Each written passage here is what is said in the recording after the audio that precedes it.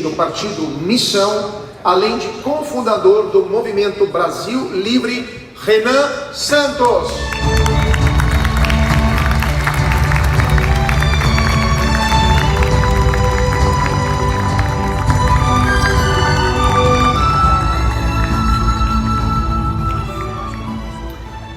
E para realizar a mediação, convido Karine Escolim, presidente do Grupo Voto, e Thiago Antonioli, presidente do IFL São Paulo.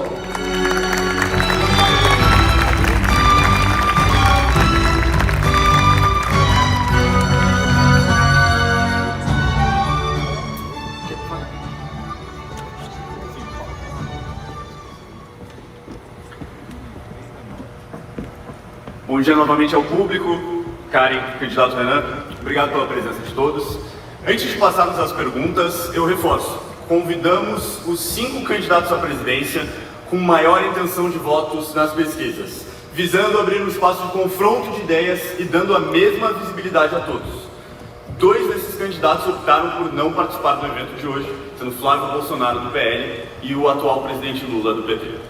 Lamentamos, mas agradecemos aos candidatos que estarão aqui hoje expondo suas ideias ao eleitor. Como presidente do IFL São Paulo, eu farei a primeira pergunta ao candidato e em seguida passo a palavra para a Karen. Candidato, a minha pergunta inicial será ampla e conectada ao tema do nosso fórum, que é as escolhas que definem o nosso futuro. Gostaria que você explicasse, candidato, por que o senhor, como candidato, é a escolha certa para o futuro do Brasil. Bom dia a todos, muito obrigado aqui por estarem me ouvindo, muito obrigado pelo convite. Vem sendo uma longa jornada essa campanha, quer dizer, pré-campanha, né? Tecnicamente, se eu chamo de campanha, eu tomo uma condenação eleitoral, é tudo muito confuso até agora. Eu sou candidato, mas não estou em campanha, então eu sou um candidato em pré-campanha. Por que hoje nós precisamos de uma candidatura como a minha? De maneira simples, ao longo dos últimos 12 anos, eu e o grupo que eu fundei, o Movimento Brasil Livre, não apenas defendemos a agenda correta pelo Brasil, nós tomamos as decisões corretas e os enfrentamentos corretos, mesmo quando isso era impopular. A gente tem que colocar, eu soube que agora que o meu concorrente Flávio Bolsonaro não veio, mas nós temos que colocar o bode na sala. Boa parte daquilo que a gente chama de direita, boa parte do próprio movimento liberal no Brasil aderiram ao bolsonarismo acrítico, se tornaram subservientes àquilo que era um problema para o nosso campo político, que era basicamente uma família de bandidos da Barra da Tijuca, do Rio de Janeiro, que se juntaram agora para essa última eleição com o Bacelar e com o TH Joias, que são ligados ao Comando Vermelho. Isso não é opinião minha, isso é relatório da Polícia Federal. E ao se calarem sobre esse problema, permitiram não apenas a destruição da Operação Lava Jato, mas o retorno do senhor Lula ao poder. E é uma realidade objetiva que a gente está tendo que lidar. O fato de, não apenas eu, mas o grupo político ao qual eu faço parte, que foi largado às traças pelo restante da direita, e eu acho que foi a melhor coisa que aconteceu pra gente, o fato da gente ter se oposto a tudo isso, ter topado ser quase destruído, e nesse sentido, no isolamento, construir a própria tese, que é o Livro Amarelo, a própria militância, que hoje é a maior militância de direita do Brasil, e o próprio partido político, que permite que a gente não precise baixar a cabeça para ninguém.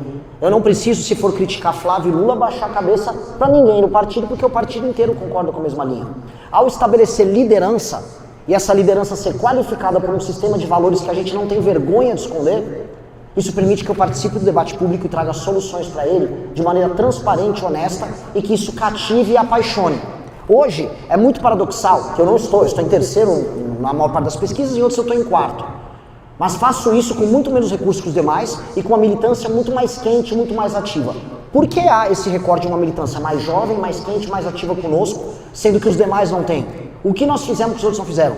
É esse apontar para um futuro diferente. O slogan da campanha é "O futuro é glorioso". Um futuro que é otimista sobre o Brasil, altamente ambicioso sobre problemas brasileiros e que não se importa em ser impopular na hora de defender isso, se isso, no fim, for a proposta que você precisa defender. Eu não tenho vergonha de ir no Nordeste falar em revisão do Pacto Federativo, eu não tenho vergonha de ir no Rio de Janeiro, numa favela, falar em desfavelização, eu não tenho vergonha de ir num palco que tem pessoas mais à esquerda falar de desindexação, de desvinculação, de uma reforma fiscal profunda. Ao fazer isso, não apenas qualifico o debate, mas mostro que sou uma liderança boa. E aí acho que nem preciso terminar aqui o último minuto.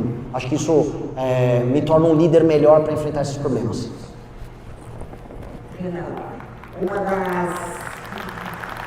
Uma das principais dores do brasileiro, de todas as regiões do Brasil, é a questão de segurança.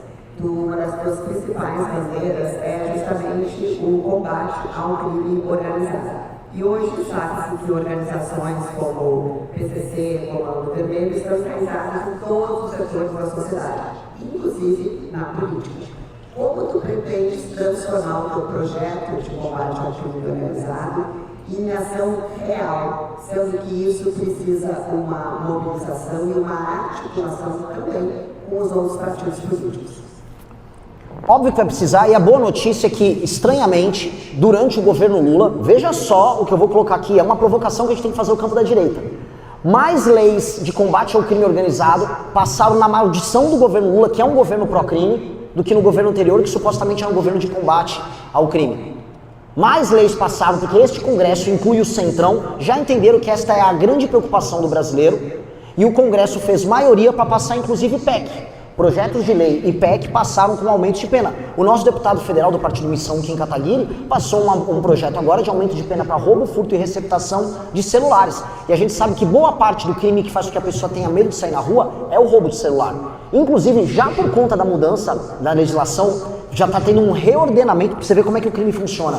No funcionamento do negócio do roubo de celular, em alguns lugares eles já estão mudando a dinâmica para roubo de alianças. Então, uma mulher ou um casal tem uma aliança de ouro, o bandido já está indo atrás da aliança também.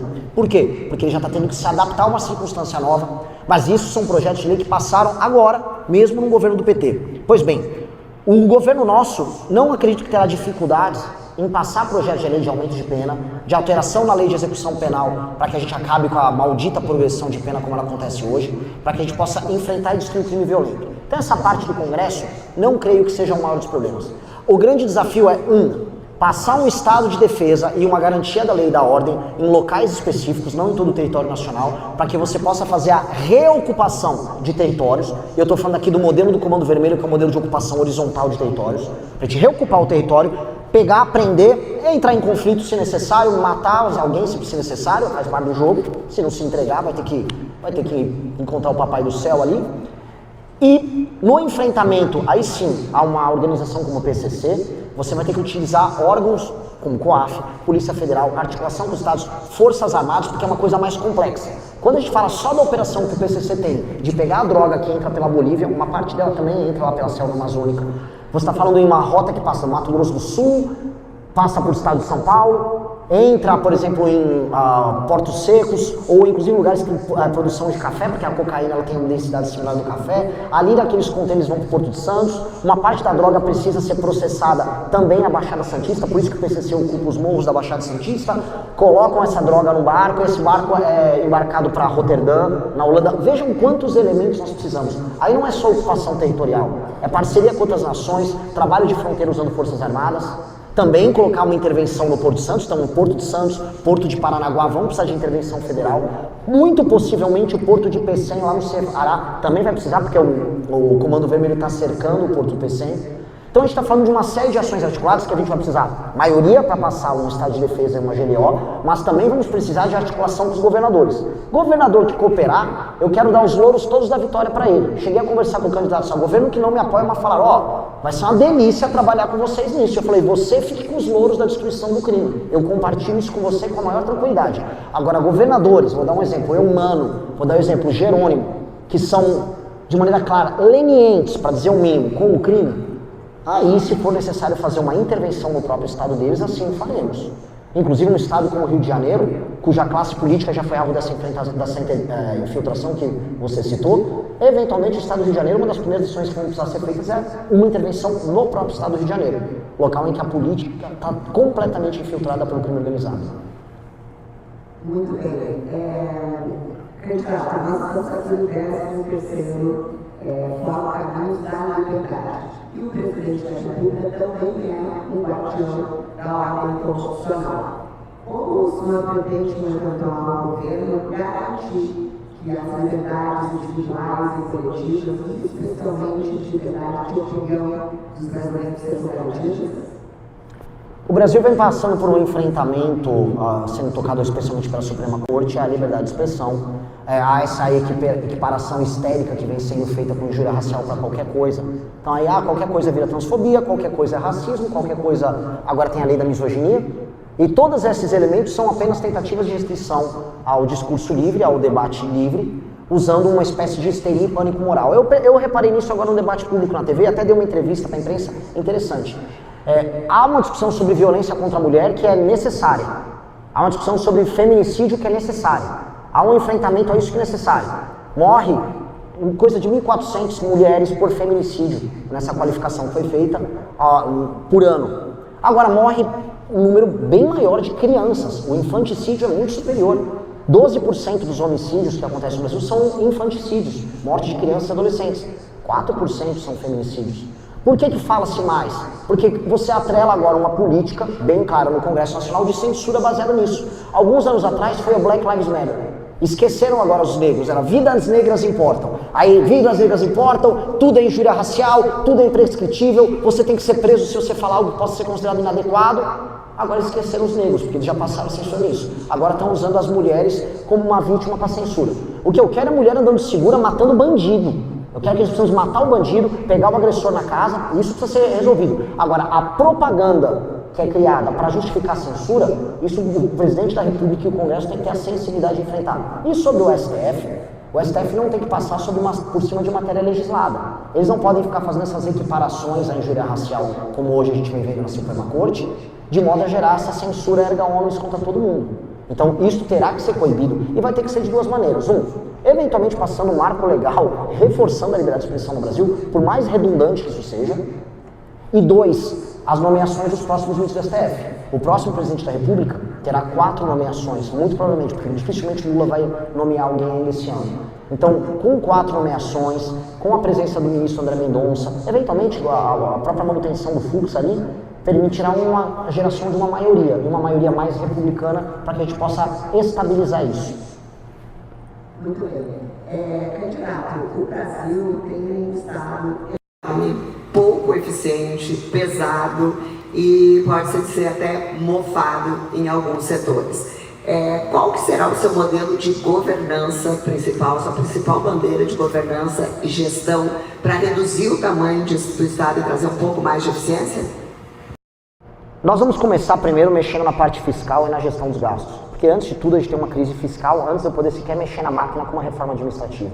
E isso tem um impacto geral, porque ao você ficar aumentando os gastos obrigatórios com gatilhos automáticos, como a gente vê nas vinculações, nas indexações, você não tem nenhum estímulo por parte do gestor público em fazer uma gestão boa da mão de obra. Vou dar um exemplo. Em municípios ao redor do Brasil, em que a população de jovens ela proporcionalmente diminui porque está nascendo menos gente, você tem que gastar todo ano cada vez mais com educação, mesmo com a população ficando envelhecida. Ou seja, há uma irracionalidade no modelo de vinculação orçamentária que tem aqui no Brasil. Esse modelo faz, portanto, que não haja para parte do gestor público nenhuma necessidade de fazer uma gestão inteligente na área de educação, porque simplesmente vai ter que entrar mais recurso, porque sim, porque a Constituição assim determina. Então, resolver a questão dos gatilhos automáticos é uma função essencial da parte do Estado, porque isso também tem um efeito fiscal e tem um efeito sobre a gestão e alocação de recursos. 2, e aí vem a grande revolução que a gente pretende fazer. O Brasil já passou no governo do Fernando Henrique, que foi o governo mais reformista da história do Brasil, mas que não leva o crédito disso. Ele passou a lei de responsabilidade fiscal, que foi um marco na gestão de municípios, especialmente municípios, que até o final dos anos 90, município costumava ser perdulário, terminava mandato, terminava ano, dando calote de fornecedor a funcionário e dane-se. Isso passou e foi um marco civilizatório. Nós queremos passar agora a lei de responsabilidade gerencial, que é o grande projeto do nosso governo, que estabelece indicadores de desempenho para todos os municípios e para todos os governos, indicadores de desempenho ligados à área de segurança, ligado à educação, ligado à cobertura de água, à cobertura de saneamento e, acima de tudo, ligado ao aumento da atividade econômica, diminuição de pessoas dentro de políticas de assistencialismo e aumento do emprego formal, quando eu chamo formal, vou da MEI à CLT, a abertura de empresas, de modo a fazer com que aqueles municípios possam se emancipar. O prefeito que cumpre os indicadores, ele está qualificado a receber emendas e mais emendas, elas agora condicionadas à consecução das políticas públicas que atinjam esses indicadores. O prefeito que não cumpre, ele fica 8 anos inelegível. O prefeito vai contar com um corpo técnico de comissários enviados pelo governo federal para auxiliar ele nessa gestão.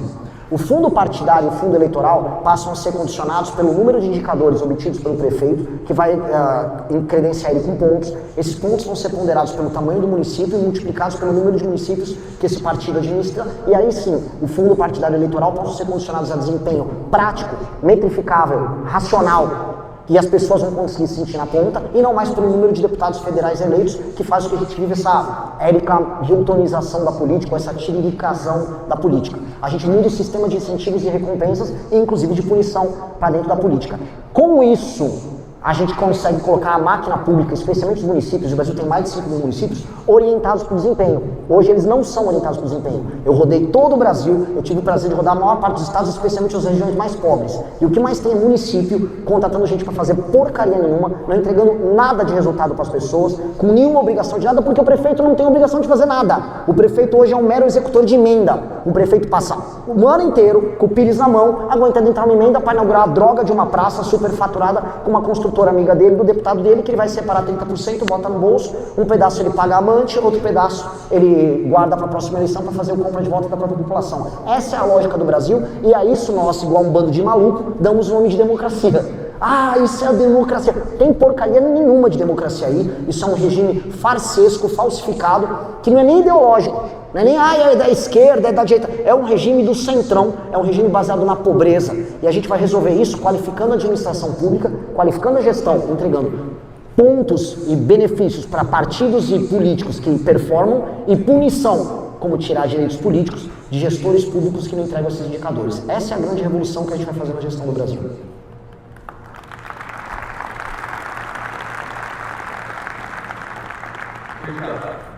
O senhor se diz admirador do presidente de El Salvador, Nayib Bukele, que adotou medidas drásticas sobre o enfrentamento do crime no país. Você acha que você gostaria de ser considerado Nayib Bukele brasileiro? Eu quero um dia que eu falei que o Bukele é o Renan Santos, é o salvadorenho. Porque eu acho que na América do Sul, na América Latina como um todo, a gente tem 3 grandes problemas a enfrentar. Todas as nações apresentam grandes problemas fiscais. Isso é típico. O Milei está fazendo um enfrentamento mais agudo a isso. Todas ou quase todas as nações apresentam um problema com cartéis de drogas, e o Bukele fez um grande enfrentamento a isso. E todas também apresentam problemas, oriundos do período da colonização, de patrimonialismo exacerbado e oligarquias políticas e famílias que vivem da pobreza e que contaminam a política. Todos. E esse é um problema que, creio eu, nós seremos, com a proposta que eu mostrei para vocês, respondendo a pergunta anterior, nós seremos capazes de resolver. A situação, o Bukele nos inspira e muito porque ele fez um enfrentamento corajoso e entregou para El Salvador, que era um povo desiludido, como quase todo o povo da América Latina, a ideia de que eles conseguem enfrentar o problema e resolver. E aí, El Salvador está tendo um surto de autoestima. O mundo de China e Estados Unidos estão investindo lá, empresas de Big Tech estão investindo lá, o novo sistema de saúde dele está inspirando uma parte da nossa proposta de saúde, foi feito em parceria com o Google, é genial.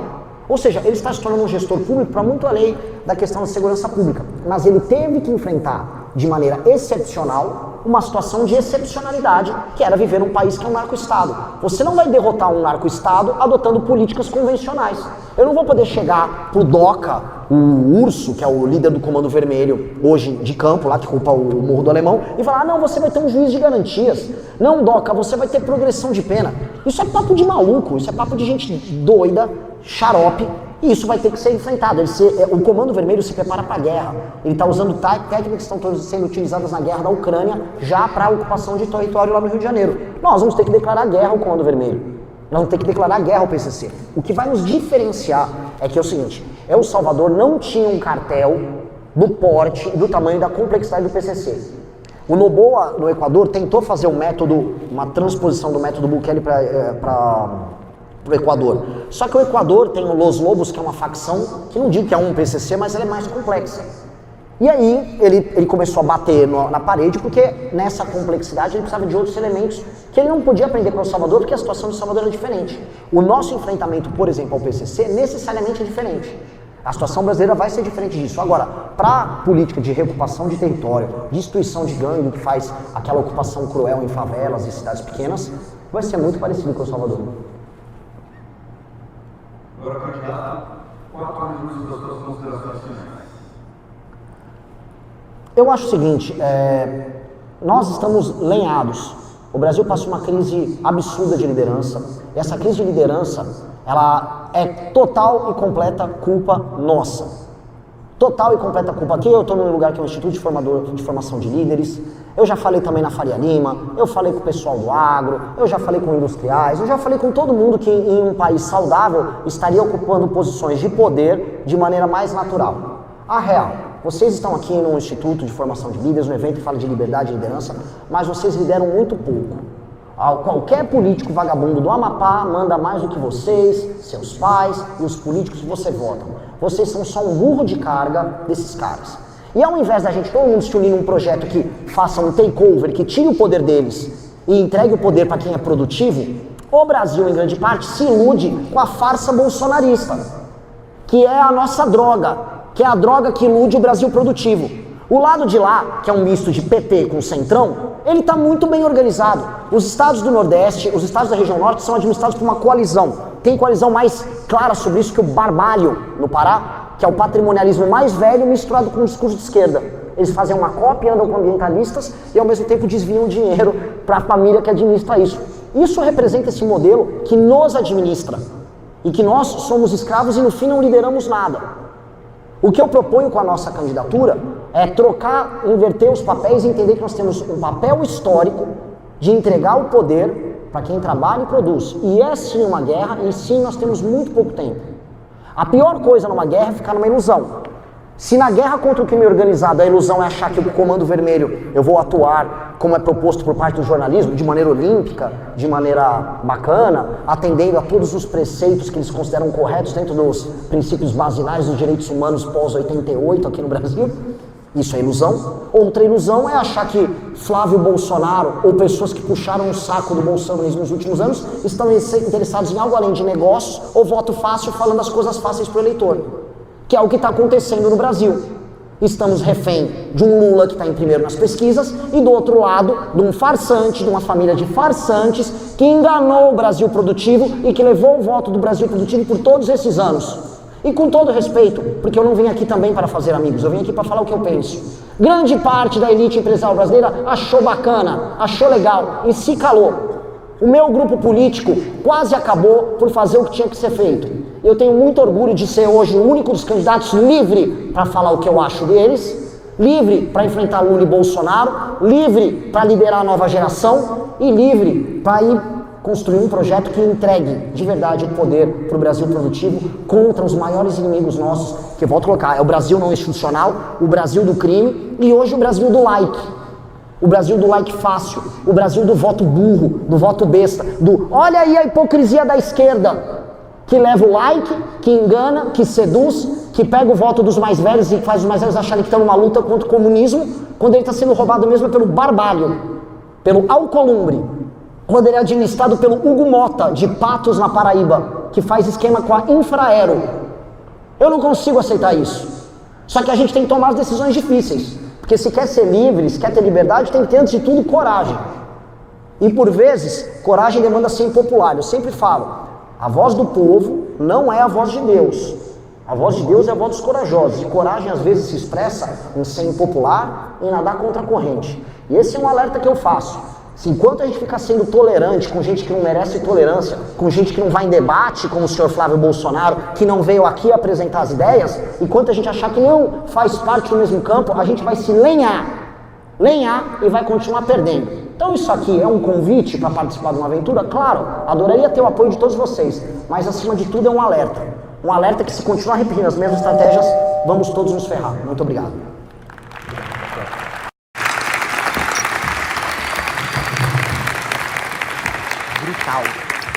Muito obrigado, candidato Caio.